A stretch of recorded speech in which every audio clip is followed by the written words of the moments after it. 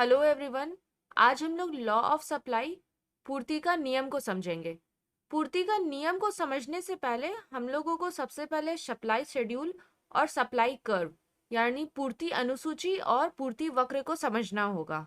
इसके अलावा हम लोग देखेंगे कि क्या ऐसा रीजन है जिसके कारण पूर्ति वक्र नीचे से ऊपर की ओर बनता है। तो स्टार्ट करते हैं इस लेक्चर को। मैं हूं प्रिया और स्वागत है आप सभी का मेरे चैनल इकोनॉमिक्स अड्डा विद प्रिया में। इस लेक्चर को स्टार्ट करने से पहले इस वीडियो को लाइक और शेयर ज़रूर कीजिएगा और अगर आप मेरे चैनल में न्यू होंगे तो इस चैनल को सब्सक्राइब ज़रूर कीजिएगा।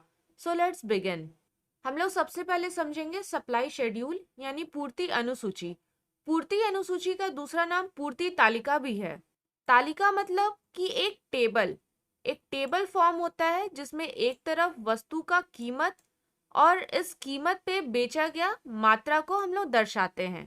तो इसका डेफिनेशन है वह तालिका इसमें कीमत और पूर्ति की गई मात्रा के संबंध को प्रकट किया जाता है, पूर्ति तालिका कहलाती है। यानी कि एक टेबल फॉर्म होगा जिसमें एक तरफ वस्तु का कीमत और अलग अलग कीमत पर बेचा गया वस्तु का मात्रा को हम लोग दर्शाते हैं, तो वो पूर्ति तालिका कहलाता है। पूर्ति तालिका दो प्रकार का होता है। पहला व्यक्तिगत पूर्ति तालिका और बाजार पूर्ति तालिका, इंडिविजुअल सप्लाई शेड्यूल और मार्केट सप्लाई शेड्यूल।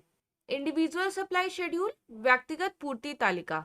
इसके नाम से पता चल रहा है व्यक्तिगत मतलब एक व्यक्ति का पूर्ति का तालिका होगा।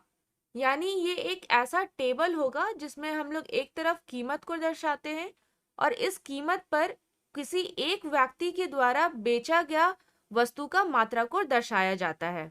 तो यहाँ लिखा हुआ है किसी निश्चित समय में एक व्यक्ति किसी वस्तु की विभिन्न कीमतों पर जिन मात्राओं की पूर्ति करेगा, इसको प्रदर्शित करने वाली तालिका व्यक्तिगत पूर्ति तालिका कहलाती है।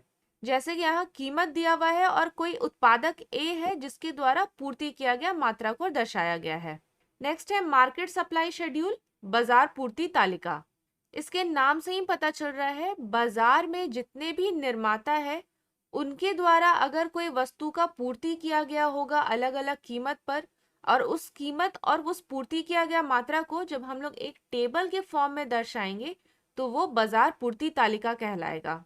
यानी बाजार पूर्ति तालिका समस्त बाजार में किसी समय बिंदु पर विभिन्न कीमतों पर वस्तु की पूर्ति को प्रदर्शित करती है। तो नीचे में यहाँ पे एक तालिका बना हुआ है जिसमें एक तरफ कीमत लिखा गया है और इस अलग अलग कीमत पर बाजार में जितने भी निर्माता है वो जितना भी सामान का पूर्ति किए होंगे उसको दर्शाया गया है। जैसे कि 2 रुपया कीमत पर मिस्टर ए 5 सामान को बेचे हैं, मिस्टर बी 10 और मिस्टर सी 20 सामान को बेचे हैं।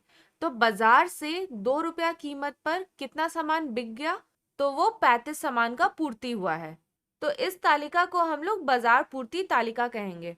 यहाँ तक था हमारा पूर्ति तालिका। अब हम लोग देखेंगे सप्लाई कर्व यानी पूर्ति वक्र। जब पूर्ति तालिका को हम लोग यानी वो टेबल को हम लोग ग्राफ के रूप में प्रेजेंट कर देते हैं तो उसको हम लोग सप्लाई कर्व कहेंगे। यानी पूर्ति तालिका को जब रेखा चित्र के रूप में प्रदर्शित कर दिया जाता है तब उसे पूर्ति वक्र कहते हैं। यानी वो जो आप पीछे टेबल बनाए थे सप्लाई शेड्यूल पूर्ति तालिका, इसको जब आप ग्राफ में प्रेजेंट कर देंगे, ग्राफ में इस तरह से आप जब बना देंगे तो ये ग्राफ कहलाएगा पूर्ति वक्र। पूर्ति वक्र भी दो प्रकार का होता है। पहला व्यक्तिगत पूर्ति वक्र और दूसरा बाजार पूर्ति वक्र यानी इंडिविजुअल सप्लाई कर्व और मार्केट सप्लाई कर्व। पहला है इंडिविजुअल सप्लाई कर्व, व्यक्तिगत पूर्ति वक्र। इसमें व्यक्तिगत पूर्ति तालिका को जब आप रेखा चित्र के रूप में प्रदर्शित करेंगे तो वो व्यक्तिगत पूर्ति वक्र कहलाएगा। पीछे जो तालिका था उसको जब हम लोग रेखा चित्र में बना दिए तो ये व्यक्तिगत पूर्ति वक्र है। इस वक्र से पता चल रहा है कि एक व्यक्ति विभिन्न कीमतों पर कितना सामान का पूर्ति किया है। और दूसरा है मार्केट सप्लाई कर्व, बाजार पूर्ति वक्र। इसमें बाजार पूर्ति तालिका को जब हम लोग रेखा चित्र के रूप में प्रदर्शित कर देते हैं तो वो बाजार पूर्ति वक्र कहलाता है। यहाँ पे ये जो तालिका बना हुआ है इस तालिका से हमें पता चल रहा है कि बाजार में जितने भी निर्माता है उनके द्वारा अलग अलग कीमत पर जितना सामान का पूर्ति किया गया है उसको हम लोग ये दर्शा रहे हैं। तो ये बाजार पूर्ति वक्र हो जाएगा। यानी ये ग्राफ बनाने के लिए आपको इस टेबल का मदद लेना होगा जिसमें एक तरफ कीमत दिखाया गया है और दूसरी तरफ बाजार से जितना सामान का पूर्ति हुआ है उसको दर्शाया गया है। तो अब हम लोग समझेंगे आज का हम लोगों का main topic, law of supply, पूर्ति का नियम। ये बहुत इंपॉर्टेंट टॉपिक है और law of supply law of demand की जैसा बिल्कुल सेम है, बस थोड़ा सा अंतर है। मांग का नियम में वस्तु का कीमत और वस्तु का मांगा गया मात्रा के बीच में विपरीत संबंध होता है, लेकिन पूर्ति का नियम में वस्तु का कीमत और पूर्ति किया गया मात्रा के बीच में सीधा संबंध होता है। इसका मतलब है पूर्ति का नियम में अगर किसी वस्तु का कीमत बढ़ेगा तो निर्माता चाहेगा ज्यादा से ज्यादा वस्तु का पूर्ति करना, और इसके विपरीत अगर वस्तु का कीमत में कमी आएगा तो निर्माता चाहेगा कम से कम पूर्ति करना वस्तु का मात्रा को। तो यहाँ आप देखिएगा वस्तु का कीमत और वस्तु का मात्रा पूर्ति के बीच में सीधा संबंध नजर आ रहा है। कीमत बढ़ रहा है तो पूर्ति भी बढ़ रहा है, और अगर कीमत कम हो रहा है तो पूर्ति भी कम हो रहा है। तो यही है हमारा पूर्ति का नियम। तो इसको हम लोग अगर इक्वेशन में लिखना चाहेंगे तो इसको लिखेंगे P directly proportional to Q, जहाँ पे P का मतलब है प्राइस, वस्तु की कीमत, और Q का मतलब है क्वांटिटी, वस्तु की पूर्ति की जाने वाली मात्रा। इसको हम लोग मैथमेटिकली भी इस तरह से लिख सकते हैं, जहाँ पे लिखा हुआ है एस एक्स बराबर एफ ब्रैकेट में P X P O F P T P C X G T S M और एन। तो ये सारा क्या है ये हम लोग ऑलरेडी इससे पहले वाले लेक्चर में पढ़ चुके हैं। तो अगर आप लोगों को नहीं पता है कि ये इक्वेशन का मतलब क्या है, यहाँ पे पी एक्स पी ओ और बाकी जितना भी उसका क्या मतलब है, तो इससे पहले वाला लेक्चर को जरूर देखिएगा, तब आप लोगों को ये अच्छे से समझ में आएगा। तो पूर्ति का नियम को हम लोग इस तरह भी लिख सकते हैं, पी एक्स को छोड़ के अन्य जितना भी कारक है उसके ऊपर हम लोग एक बार का चिन्ह दिए हुए हैं। तो ये बार हमें बताता है कि बाकी जितना भी अन्य कारक है वो स्थिर रहेगा, उसमें कुछ भी बदलाव नहीं आएगा। बदलाव सिर्फ वस्तु का कीमत में आएगा, जिसके कारण वस्तु का पूर्ति प्रभावित हो जाएगा। तो इसको हम लोग शॉर्ट में लिख सकते हैं एस एक्स बराबर एफ ब्रैकेट पी एक्स, बाकी सारा सीपी हो जाएगा यानी सेट्रिस पेरिबस। अन्य जितना भी कारक है वो स्थिर रहेगा। अगर हम अन्य कारक को स्थिर नहीं रखेंगे तो पूर्ति का नियम गलत हो जाएगा। इसलिए पूर्ति का नियम के लिए हमें अन्य कारकों को स्थिर रखना होगा। आगे है assumptions of law of supply, पूर्ति की नियम की मान्यताएं। पूर्ति का नियम को क्रियाशील बनाने के लिए हमें कुछ बातों को मान के चलना होगा, जिसमें पहला बात है कि अन्य वस्तु का कीमत में स्थिरता रहनी चाहिए, मतलब उसका कीमत में कोई बदलाव नहीं आना चाहिए। दूसरा है जो टेक्नोलॉजी होगा उसमें भी स्थिरता होनी चाहिए, उसमें भी कोई बदलाव नहीं आना चाहिए, क्योंकि अगर आप टेक्नोलॉजी में परिवर्तन लाएंगे तो वस्तु का जो उत्पादन लागत है उसमें भी परिवर्तन आएगा। अगर टेक्नोलॉजी अच्छा होगा तो वस्तु का उत्पादन लागत कम हो जाएगा, जिसके कारण जो निर्माता है वो चाहेंगे कि ज्यादा से ज्यादा पूर्ति करे वस्तु का वही कीमत पर। तो यहाँ पे क्या होगा कि टेक्नोलॉजी के कारण वस्तु का कीमत तो वही है, टेक्नोलॉजी में वृद्धि हुआ जिसके कारण पूर्ति में भी वृद्धि आ जाएगा, लेकिन कीमत में कोई परिवर्तन नहीं आएगा। तो यहाँ पे पूर्ति का नियम गलत हो जा रहा है, क्योंकि कीमत में कोई परिवर्तन नहीं आ रहा है और पूर्ति में परिवर्तन आ जा रहा है। इसलिए हमें टेक्नोलॉजी को स्थिर रखना होगा। आगे है फैक्टर्स ऑफ प्रोडक्शन, यानी उत्पादन लागत को भी हमें स्थिर रखना होगा, क्योंकि उत्पादन लागत अगर कम लगेगा तो वही कीमत पर वस्तु का पूर्ति ज्यादा होगा, और इसके विपरीत अगर उत्पादन लागत ज्यादा लगेगा तो वही कीमत पर वस्तु का पूर्ति कम हो जाएगा। तो कीमत में तो कोई परिवर्तन नहीं आएगा, लेकिन पूर्ति में प्रभाव पड़ जाएगा। इसलिए हमें जो उत्पादन लागत है उसे हमें स्थिर रखना होगा। नेक्स्ट है कर नीति यानी टैक्सेशन पॉलिसी। अगर हमसे सरकार ज्यादा टैक्स लेगी जिसके कारण क्या होगा कि कॉस्ट ऑफ प्रोडक्शन यानी उत्पादन लागत बढ़ जाएगा, और इसके कारण हम वही कीमत पर पूर्ति को कम कर देंगे। और इसका विपरीत भी हो सकता है कि अगर टैक्स सरकार कम ले तो हमारा कॉस्ट ऑफ प्रोडक्शन यानी उत्पादन लागत कम हो जाएगा, जिसके कारण हम वही कीमत पर पूर्ति को बढ़ा देंगे। तो यहाँ देखिए पूर्ति प्रभावित किसके कारण हुआ, तो गवर्नमेंट का टैक्स के कारण प्रभावित हुआ, ना कि कीमत के कारण। तो यहाँ भी पूर्ति का नियम क्रियाशील नहीं होगा। इसलिए पूर्ति का नियम को क्रियाशील बनाने के लिए हमें टैक्सेशन पॉलिसी कर नीति में भी कोई बदलाव नहीं लाना है। और आखिरी है निर्माता का लक्ष्य वही रहेगा, यानी निर्माता अपना लक्ष्य नहीं बदलेगा। इन 5 पॉइंट के बारे में मैंने डिटेल में ऑलरेडी इससे पहले वाला लेक्चर में डिस्कशन किया हुआ है, तो आप उस वीडियो को भी देख लीजिएगा, उसका लिंक ऊपर में आई आइकन के पास है। अब है पूर्ति का नियम को हम लोग तालिका और ग्राफ के रूप में कैसे प्रदर्शित करेंगे। तो इस जगह टेबल बना हुआ है यानी ये पूर्ति तालिका है, और इस तरफ ग्राफ बना हुआ है तो ये पूर्ति वक्र है। आप टेबल में देख रहे होंगे एक तरफ कीमत लिखा हुआ है और इस अलग अलग कीमत पर वो पूर्ति किया गया मात्रा को प्रदर्शित किया गया है। और इसी तालिका की मदद से जब हम लोग रेखा चित्र बनाते हैं तो ये रेखा चित्र कहलाएगा पूर्ति वक्र। तो इस तालिका में जब 2 रुपया कीमत था तो कोई निर्माता 10 वस्तु का पूर्ति कर रहा था। जैसे ही कीमत में वृद्धि हुआ तो निर्माता पूर्ति का मात्रा में भी वृद्धि कर दिया। फिर जैसे ही कीमत और बढ़ते चला जा रहा है, पूर्ति का मात्रा में भी वृद्धि होते चला जा रहा है। अब इस तालिका की मदद से जब हम लोग ग्राफ बनाएंगे तो जब 2 रुपया कीमत है, 10 सामान को बेच रहे हैं, हमें वाई एक्सिस में कीमत को दर्शाना है और एक्स एक्सिस में क्वांटिटी जो हम पूर्ति किए हैं उसको। तो जहाँ पे 2 रुपया कीमत है वहां से एक सीधा लाइन लेकर के आना है, और जहाँ पे 10 क्वांटिटी है वहां से सीधा लाइन लेके जाना है। दोनों लाइन जहाँ मिलेगा वहां एक बिंदु बना देना है।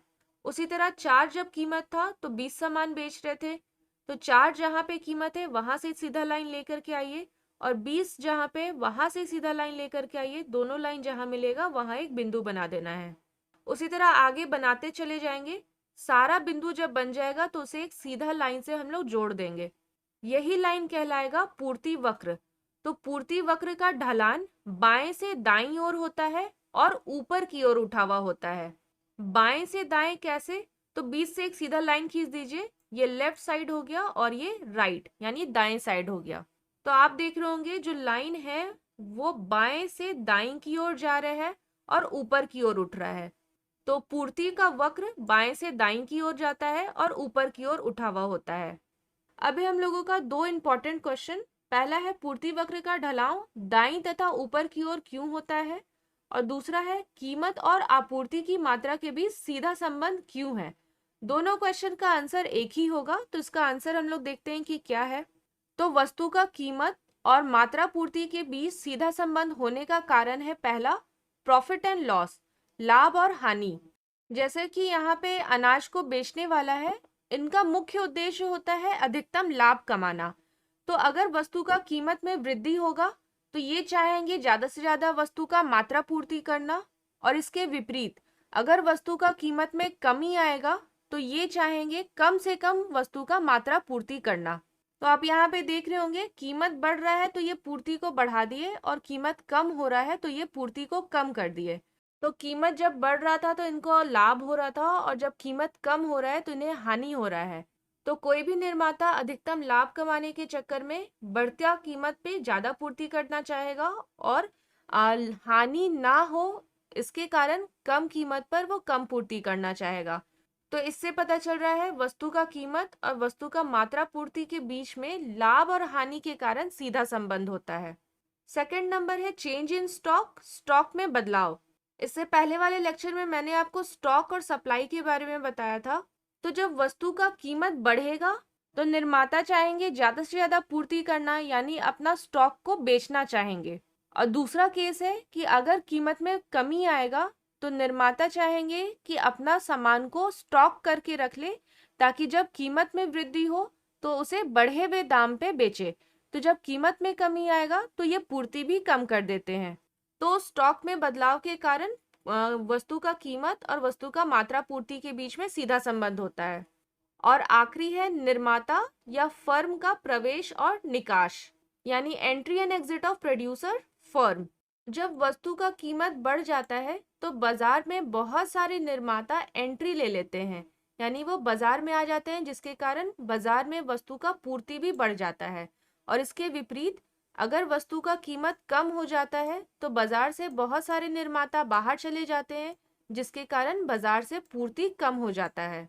तो इससे पता चलता है कि निर्माता का प्रवेश और निकासी के कारण भी वस्तु का कीमत और वस्तु का मात्रा पूर्ति के बीच में सीधा संबंध होता है। तो आज के लिए बस इतना ही।